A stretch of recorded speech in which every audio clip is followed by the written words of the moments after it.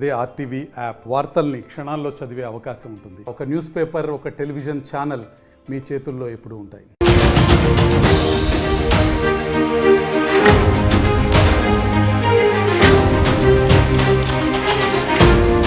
Breaking news.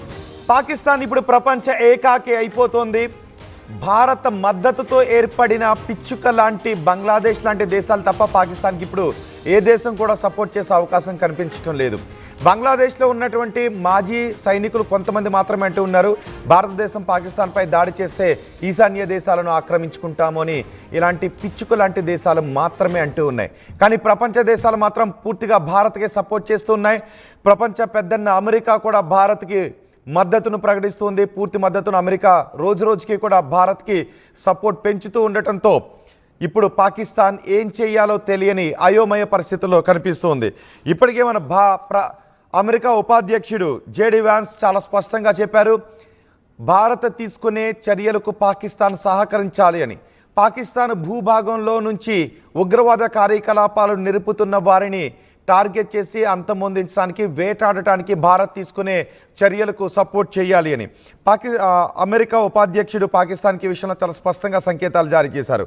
అంతేకాదు America defence secretary కూడా భారతదేశానికి పూర్తి మద్దతును అమెరికా ఇస్తోంది అనే సంకేతాలను కూడా ఇచ్చారు. మన రక్షణ శాఖ మంత్రి రాజ్నాథ్ సింగ్కు ఫోన్ చేసి కూడా ఆయన మాట్లాడారు. అంతేకాదు టామీ బ్రూ విదేశాంగ ప్రతినిధి కూడా భారతదేశానికి పూర్తి మద్దతునిస్తూ ఆయన సపోర్ట్ను తెలియచేయడంతో ఇప్పుడు పాకిస్తాన్ ఏం చేయాలో తెలియని అయోమయ పరిస్థితుల్లో పాకిస్తాన్ పడిపోయింది. పాకిస్తాన్ ఇప్పుడు ఆర్థిక సంక్షోభంలో పడిపోతుంది. ప్రపంచ పెద్దన్న సపోర్టు భారతదేశానికే ఉంది, అటు మిగిలిన దేశాల సపోర్టు కూడా భారతదేశానికే వస్తూ ఉండటంతో ఇక భారతదేశం ఏం చేస్తుందో తెలియక ప్రపంచ దేశాల ముందు కాళ్ళ బేరానికి వెళ్ళిన ప్రపంచ దేశాల కాళ్ళు పట్టుకుని మమ్మల్ని కాపాడండి అని అడుగుతున్నప్పటికీ ఇప్పుడు ప్రపంచ దేశాలు పాకిస్తాన్కి సపోర్ట్ చేయడం లేదు, పాకిస్తాన్ని నమ్మడం లేదు. కేవలం భారత సహకారంతో, భారతదేశ దయాదాక్షిణ్యాలతో ఏర్పడిన బంగ్లాదేశ్ లాంటి పిచ్చుక దేశాలు మాత్రమే పాకిస్తాన్కు, అందులోనూ వాళ్ళ దేశంలో ఉన్నటువంటి అతివాదులు మాట్లాడుతున్నటువంటి మాటలు తప్ప పాకిస్తాన్కి ఎవరు కూడా సపోర్ట్ చేయని పరిస్థితి కనిపిస్తుంది. అందుకే ఇప్పుడు పాకిస్తాన్ అయోమయంలో ఉంది. రోజు రోజుకి కూడా ప్రపంచ దేశాల సపోర్ట్ భారతదేశానికి పెరుగుతుంది. ఎటువంటి చర్యలు తీసుకున్నా మనం సైన్యానికి పూర్తి మద్దతునిచ్చాం, మీరు పహల్గామ్ దాడికి ప్రతీకారంగా ఎటువంటి చర్యలు తీసుకుంటారు, మీ స్వేచ్ఛకు వదిలేస్తున్నాము అని భారత ప్రభుత్వం సైన్యానికి పూర్తి స్వేచ్ఛనిచ్చింది. ఇక ప్రపంచ దేశాలు కూడా భారతదేశానికి పూర్తి మద్దతును ప్రకటిస్తున్నాయి. ఉగ్రవాదాన్ని అంతమొందించడానికి మీరు ఎటువంటి చర్యలు తీసుకున్నా, భారత్ ఎటువంటి చర్యలు తీసుకున్నా మేము భారత వెనుక నిలబడతాము అంటూ ప్రపంచ దేశాలు భారత్కి సపోర్ట్ చేస్తున్న సమయంలో ఇప్పుడు ప్రపంచంలో పాకిస్తాన్ ఏకాకిగా మారిపోయింది. ఇక పాకిస్తాన్కు ఉన్నటువంటి ఆప్షన్స్ ఒకటి భారత్పై యుద్ధానికి దిగడము. భారత్పై తనంతట తాను ఇప్పుడు యుద్ధానికి దిగితే పాకిస్తాన్కి ఏం జరుగుతుందో తెలుసు. కానీ భారత్ మాత్రం మన యుద్ధ సన్నాహాలను పూర్తిగా మోహరించి ఉంది. లేదు, ఇక పాకిస్తాన్ ముందున్నటువంటి ఆప్షన్ ఒకటి, తమ దేశంలో ఉన్న ఈ ఉగ్ర శిబిరాలను తామే నాశనం చేయటం, పాకిస్తాన్లో దాక్కున్న ఉగ్రవాదులను తీసుకొచ్చి భారత్కు అప్పగించడం. ఈ ఆప్షన్స్ తప్ప పాకిస్తాన్కి వేరే ఆప్షన్సే లేవు. అందుకే భారత్ చూస్తూ ఉంది. మొత్తం హస్తదిగ్బంధనం చేసి పాకిస్తాన్ వైపు ఇప్పుడు భారతదేశం చూస్తూ కూర్చునింది. ఇట్లా ఇప్పుడు పాకిస్తాన్ ఏం చేయబోతుంది? పాకిస్తాన్ కూడా మేము భారత్ ఏదైనా యుద్ధ చర్యలు దిగితే మేము కూడా దేనికైనా సిద్ధం, మా దగ్గర అణుబాంబులు ఉన్నాయంటూ సరిహద్దులో మేము యుద్ధ సన్నాహాలు చేస్తున్నామంటూ ఒకటి చెబుతుంది. ప్రపంచ దేశాల ముందుకు వెళ్ళి శాంతి చర్చలకు మేము సిద్ధమని చెబుతూ ఉంది. సో ఇప్పుడు పాకిస్తాన్ ముందు రెండు ఆప్షన్స్ ఉన్నాయి.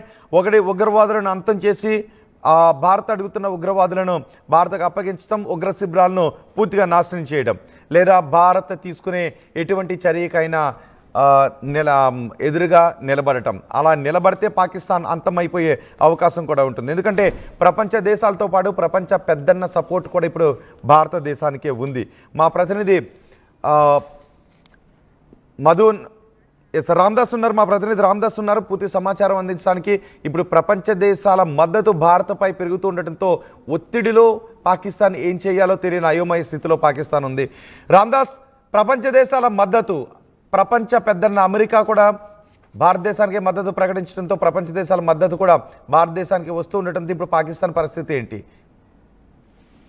ఇప్పుడు మనం పహల్గామ్ దాడి తర్వాత ఏప్రిల్ 25వ తేదీన 22వ తేదీన దాడి జరిగింది. 25వ తేదీన మనం ఆల్రెడీ G20 సభ్య దేశాలందరితో కూడా మాట్లాడాం. France, Britain, America, Russia, Italy, అలాగే మలేషియా, చైనా, ఈవెన్ వీళ్ళందరితో కూడా మాట్లాడాం. అందరితో కూడా మనం మద్దతు కూడగట్టే ప్రయత్నం చేశాం. తాజాగా ఇప్పుడు జేడీ వాన్స్ మనకు మద్దతుగా నిలబడుతున్నారు. అలాగే అమెరికా రక్షణ కార్యదర్శి పీట్ హెగ్సెత్ కూడా రక్షణ మంత్రి రాజ్నాథ్ సింగ్ తో ఫోన్ చేసి మాట్లాడారు.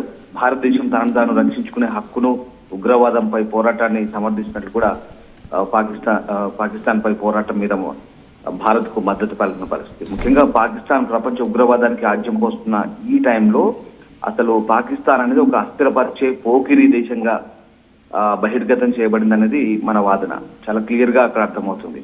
ఇక ప్రపంచం ఇకపై ఉగ్రవాదాన్ని సహించలేని పరిస్థితిలో ఉంది. అదే నేపథ్యంలో ఇప్పుడు భారత్ కు సంఘీభావంగా ప్రపంచ దేశాలు నిలబడే పరిస్థితి కనబడుతుంది. ఎందుకంటే భారతదేశం తమ హక్కులు కాపాడుకోవాల్సిన అవసరం కనబడుతుంది. ఇక్కడ ఉగ్రవాదంపై పోరాటం చేస్తున్న నేపథ్యంలో అమెరికా కూడా బలమైన మద్దతు ప్రకటిస్తుంది. జేడీ వాన్స్ కూడా అదే మళ్ళొకసారి పునరుద్ఘాటించారు. అటు పాకిస్తాన్ కు చురుకలు అంటించారు కూడా. భారత్ కు ఉగ్రవాదంపై పోరాటంలో మద్దతు ఇవ్వాలి, మీరే స్వయంగా మద్దతు ఇవ్వాలి, మీ గడ్డపై ఉన్నటువంటి ఉగ్రవాద శిబిరాలను మీరు నిర్మూలించాలని చెప్తున్న పరిస్థితి. At the same time Bharat పోరాటాన్ని కూడా మీరు సపోర్ట్ చేయాలంటూ పాకిస్తాన్ కి సూచించడం ద్వారా పాకిస్తాన్ కి చురకలు అందించిన పరిస్థితి కనబడుతుంది. ఇక్కడ ఏం జరుగుతుందంటే మొదటి నుంచి కూడా అంటే ఇక్కడ ఆసియాలో పట్టు నిలుపుకోవడానికి పాకిస్తాన్ కొద్ది రోజుల క్రితం అంటే కొన్ని సంవత్సరాల క్రితం అమెరికా పాకిస్తాన్ కు కొంత మద్దతుగా నిలబడ్డ పరిస్థితి. అది ఎప్పుడైతే వరల్డ్ ట్రేడ్ సెంటర్ మీద దాడి జరిగిన తర్వాత అమెరికాకి కొంత తెలిసి వచ్చింది. అప్పటి నుంచి కూడా ఉగ్రవాదంతో జాగ్రత్తగా ఉంటుంది. ఈ నేపథ్యంలోనే ఇటు మనం కనుక చైనాకు దగ్గరైతే పరిస్థితులు ఇబ్బందిగా ఉంటాయని క్రమంగా అమెరికా అటు పాకిస్తాన్ కు సపోర్ట్ నుంచి దూరమైంది, భారత్ కు స్నేహాస్తం అందించింది. ఆ రకంగా అమెరికా కూడా అలర్ట్ అయింది. సో పాకిస్తాన్ పై ఒత్తిడి చేయడం మొదలుపెట్టింది. ఆ రకంగా ఇప్పుడు భారత్ అమెరికా కొంత మంచి సంబంధాలు నెలకొంటున్న పరిస్థితి. అంటే నేను ఇందాక చెప్తున్న అంశాలను కూడా గతంలో జరిగిన పరిణామాలు, పాకిస్తాన్ ఆసియాలో ఏ రకమైన పరిణామాలు. సో ఇప్పుడు ఉగ్రదాడి తర్వాత భారత్ పాకిస్తాన్ సరిహద్దుల్లో ఉద్రిక్తతలు పెరిగాయి. దీనిపై అంటే ఇప్పుడు భారత్ ఏ క్షణమైన దాడి చేయబోతుందనే భయం అటు పాకిస్తాన్ లో ఉంది, ప్రపంచ దేశాలకు కూడా సంకేతాలు పంపింది. ఈ నేపథ్యంలోనే ఇది ప్రాంతీయ యుద్ధానికి అయితే దారి తీయకూడదు, ఆలోపే పాకిస్తాన్ కూడా తమ భూభాగంలో ఉన్న ఉగ్రవాదాన్ని అరికట్టడానికి సహకరించాలంటూ చెప్పడం ద్వారా జేడీ వాన్స్ ఒక రకంగా పాకిస్తాన్ కి హెచ్చరికలు అయితే పంపాడు, చురుకలు అందించిన పరిస్థితి కనబడుతోంది. అమెరికా భారత్ కి ఇక్కడ ఫుల్ సపోర్ట్ ఇచ్చినట్లయింది. పాకిస్తాన్ గడ్డ మీద ఉగ్రవాదుల్ని లేపేయాలనుకుంటే ఖచ్చితంగా ఇక్కడ అమెరికా అండదండలు ఖచ్చితంగా భారత్ కు ఉంటాయంటూ చెప్పడం ద్వారా పాకిస్తాన్ కి షాకింగ్ వార్తే. ఎందుకంటే భారత్ ఎలాంటి ప్లాన్ తో ముందుకెళ్తుంది అనేది ఇప్పటికే బయటకి చెప్పట్లేదు. దీంతో రకరకాలుగా జనం మాట్లాడుకుంటున్నారు. కానీ ఇప్పుడు భారత్ ఎలాంటి స్ట్రాటజీతో వెళ్తుందని మాత్రం అటు శత్రువు దయా దేశానికి అంత చిక్కని ప్రశ్న. సో ఆ రకంగా భారత్ ప్రపంచ దేశాల మద్దతు కూడగట్టే ప్రయత్నం చేస్తుంది. ఆటోమేటిక్ గా మనకు కావాల్సినటువంటి సపోర్ట్ వచ్చేస్తుంది.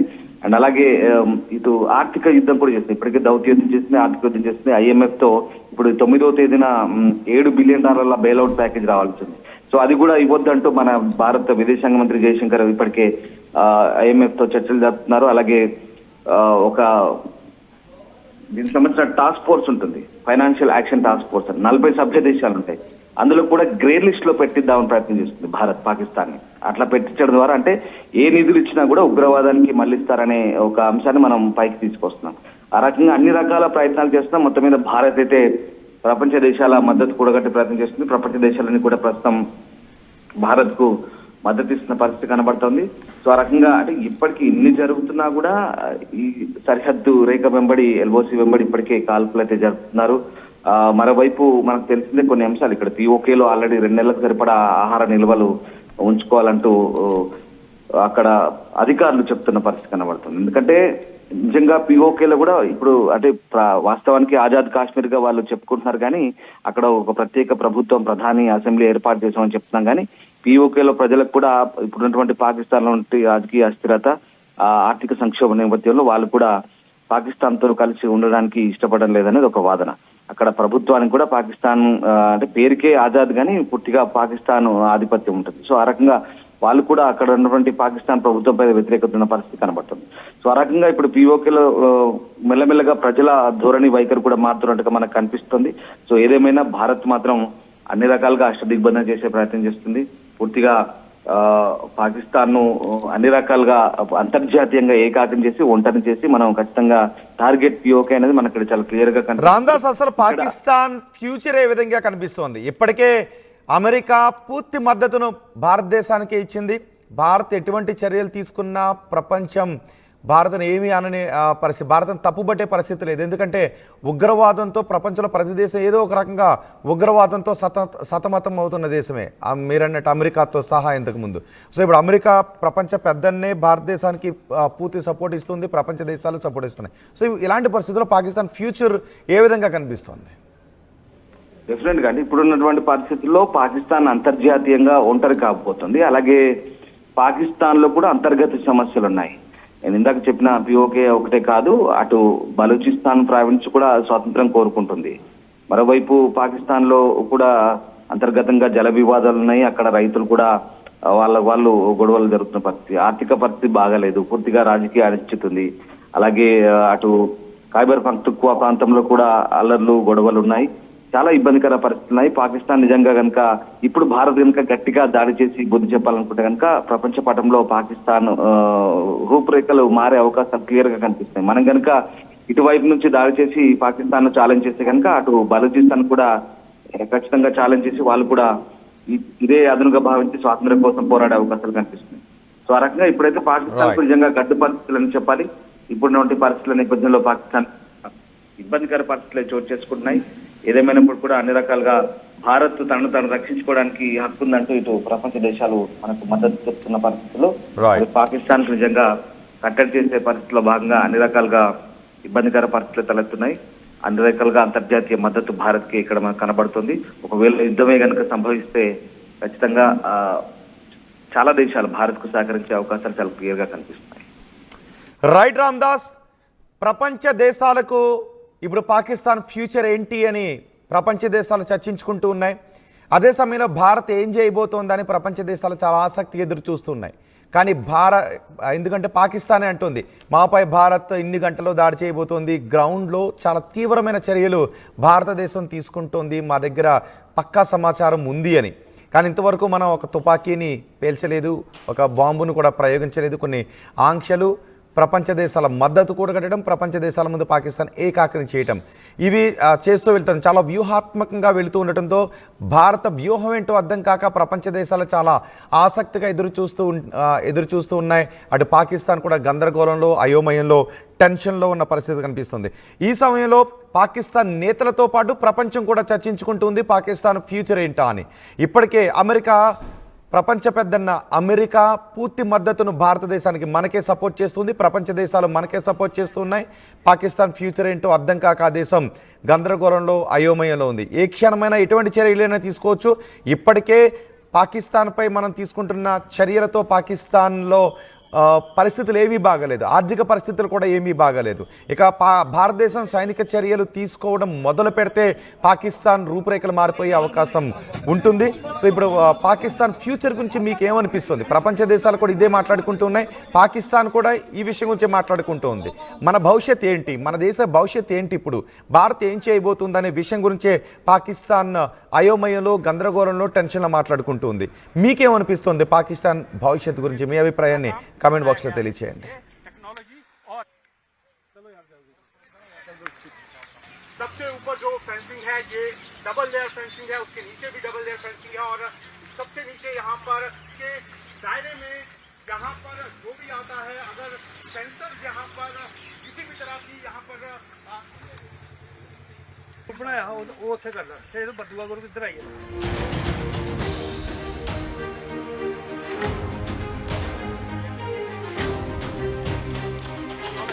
और